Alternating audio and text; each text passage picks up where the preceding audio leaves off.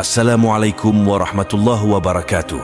Saudara-saudaraku muslimin dan muslimat yang dirahmati Allah. Tahukah kalian bahwa di dunia ini terdapat dosa yang lebih besar daripada berzina dan membunuh anak dari hasil zina? Bahkan dosa ini 1000 kali lipat lebih besar dibandingkan dengan dosa berzina. Oleh karena itu, berhati-hatilah saudara-saudaraku. Karena dosa ini masih banyak dilakukan oleh orang-orang di sekitar kita. Kira-kira dosa apakah yang dilakukan? Dan dosanya lebih besar daripada dosa membunuh, merampas harta orang lain, berzina, mencuri, dan meminum minuman keras. Oleh sebab itu, mari kita simak video ini sampai habis agar faham makna yang terkandung di dalamnya.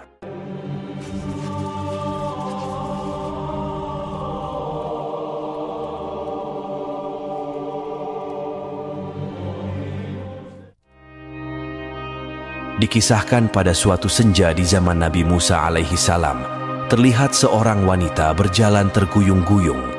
Pakaiannya yang terbaik berwarna hitam menandakan bahwa dia sedang berada dalam duka cita yang mendalam. Tudung kepalanya menutup rapat hampir seluruh wajahnya tanpa hias muka atau perhiasan menempel di tubuhnya. Kulitnya bersih, badannya ramping, dan wajahnya yang cantik tidak dapat menghapus kesan kepedihan yang telah melekat dalam hidupnya. Wanita itu melangkah terseret-seret mendekati kediaman rumah Nabi Musa alaihi salam. Lalu kemudian dia mengetuk pintu perlahan-lahan sambil mengucapkan salam. Terdengarlah balasan salam dari dalam, dan perempuan cantik itu pun berjalan masuk sambil menundukkan terus kepalanya. Air matanya berderai tatkala dia berkata, "Wahai Nabi Allah, tolonglah saya. Doakan saya agar Allah berkenan mengampuni dosa keji saya." Spontan, Nabi Musa alaihi salam bertanya, "Wahai fulana, apakah yang telah engkau perbuat?" Wanita itu menjawab dengan ketakutan, "Saya takut untuk mengatakannya." Nabi Musa memaksa, "Katakanlah wahai fulana, jangan ragu-ragu." Maka perempuan itu pun bercerita dengan gemetar, "Wahai Nabi Allah, aku telah berzina. Kemudian setelah anak itu lahir, saya langsung mencekik lehernya sampai mati." Ucapan wanita itu membuat hati Nabi Musa terangkat. Ekspresi wajahnya berubah, mata berapi-api dengan muka berang. Kemudian dengan tegas, ia menghardik perempuan itu, "Perempuan celaka, pergilah dari sini, agar siksa Allah tidak jatuh ke dalam rumahku karena perbuatanmu. Cepat pergi dari sini." Nabi Musa memalingkan wajahnya karena jijik. Perempuan berparas cantik dengan hati bagai ikan kaca membetur batu yang hancur. Lalu, dengan tangis yang tak terbendung, wanita itu segera bangkit dan melangkah surut. Terangguk-angguk, dia keluar dari dalam rumah Nabi Musa alaihi salam. Rata tangisnya amat memilukan. Ia tak tahu harus kemana lagi hendak mengadu. Bahkan, ia juga tak tahu kemanakah kakinya akan melangkah. Bila seorang nabi saja sudah menolaknya, bagaimana pula manusia lain bakal menerimanya? Terbayang olehnya betapa besar dosanya, betapa jahat perbuatannya. Setelah perempuan cantik itu keluar dari rumah Nabi Musa, malaikat Jibril turun mendatangi Nabi Musa alaihi salam, sang Rohul Amin. Jibril lalu bertanya, "Mengapa engkau menolak seorang wanita yang hendak bertaubat dari dosanya? Tidakkah engkau tahu dosa yang lebih besar daripadanya?" Nabi Musa pun terperanjat. Dosa apakah yang lebih besar dari kekejian wanita pezina dan pembunuh itu? Maka Nabi Musa dengan penuh rasa ingin tahu bertanya kepada Jibril, "Apakah betul ada dosa yang lebih besar daripada perempuan yang hina itu? Dosa apakah itu?" Nabi Musa yang kian keliru mendengar penjelasan ini. Malaikat Jibril menjawab, "Orang yang meninggalkan salat dengan sengaja dan tanpa menyesal, dan orang itu dosanya lebih besar daripada 1000 kali berzina." Mendengar penjelasan ini, Nabi Musa kembali memanggil perempuan itu dan menyuruhnya kembali menghadapnya. Kemudian beliau mengangkat tangannya dengan khusyuk untuk memohon ampunan kepada Allah Subhanahu wa Ta'ala yang diperuntukkan untuk perempuan tersebut. Nabi Musa menyadari orang yang meninggalkan salat dengan sengaja dan tanpa merasakan rasa penyesalan adalah sama saja seperti berpendapat bahwa salat tersebut tidak wajib dan tidak perlu terhadap dirinya. Berarti sama saja dia menganggap remeh atas perintah Allah Subhanahu wa ta'ala.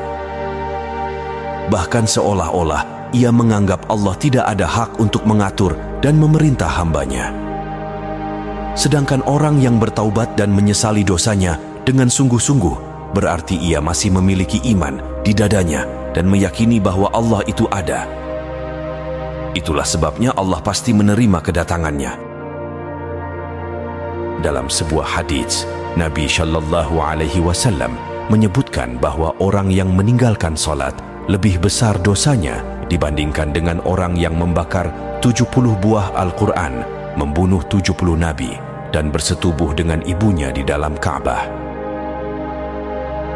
Ibnu Qayyim rahimahullah mengatakan, kaum muslimin bersepakat bahwa meninggalkan salat 5 waktu dengan sengaja adalah dosa yang paling besar dan dosanya lebih besar daripada dosa membunuh, merampas harta orang lain, berzina, mencuri, dan meminum minuman keras.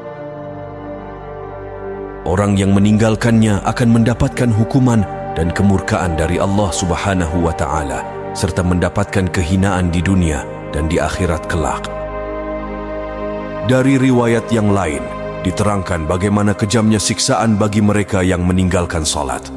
Ibnu Abbas radhiyallahu anhu berkata, jika langit sudah terbuka, maka malaikat akan datang dengan membawa rantai sepanjang 7 hasta, dan rantai tersebut akan digantungkan kepada orang yang tidak melaksanakan salat.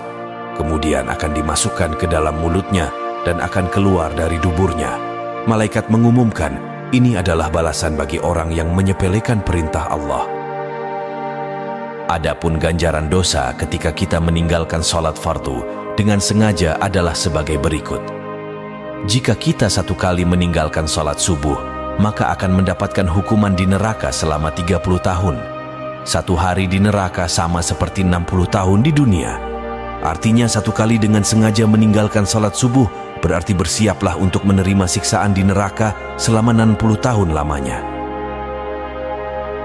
Jika meninggalkan 1 kali salat zuhur, ganjaran dosanya sama dengan membunuh 1000 umat muslim.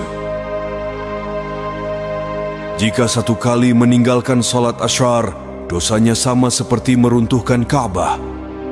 Jika 1 kali meninggalkan salat maghrib, dosanya sama seperti berzina dengan ibunya jika ia laki-laki, atau berzina dengan ayahnya jika ia perempuan. Jika ia meninggalkan 1 kali salat isya, maka Allah tidak akan ridho, bahkan jika ia tinggal di bumi dan akan didesak mencari bumi atau tempat tinggal yang lain. Salat merupakan ibadah yang wajib yang tidak bisa diwakili pada siapapun, walau 1 kali pun, meski dalam keadaan apapun. Semoga kita menjadi orang-orang yang senantiasa mendirikan salat dan melaksanakannya tepat waktu, serta mampu mengajak keluarga lainnya untuk salat tepat waktu dengan istiqomah. Wallahu a'lam bissawab. Tulis pendapatmu di dalam kolom komentar. Sekian dari kami. Wassalamualaikum warahmatullahi wabarakatuh.